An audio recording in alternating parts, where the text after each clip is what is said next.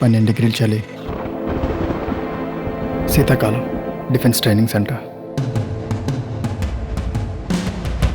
Bhargava major residence से call आया था. Good evening sir, Bhargav Krishna.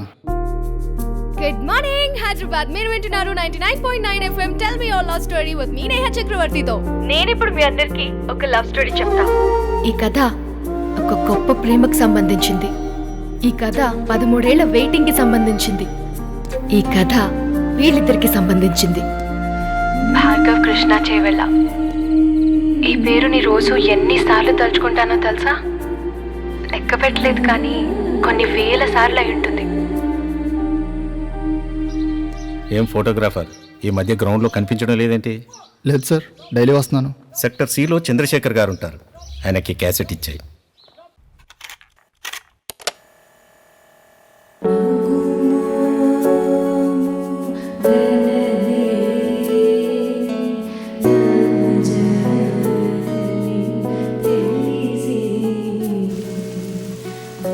పేరేంటి?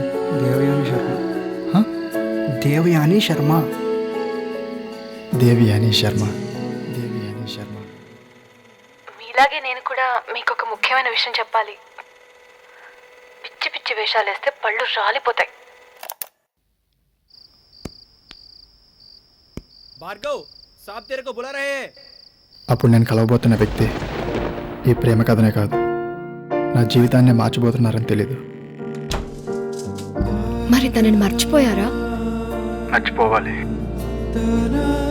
తను నా వైపు ఇష్టంగా చూడటం, తను నన్ను పేరు పెట్టి పిలిచినప్పుడల్లా నాకు కలిగిన సంతోషం, తన కలోనలకు తెలియకుండా దొంగచాటుగా చేసిన ఫోన్ కాల్స్, తన మాటలు, తన నవ్వు, అన్నీ అన్నీ మర్చిపోవాలి.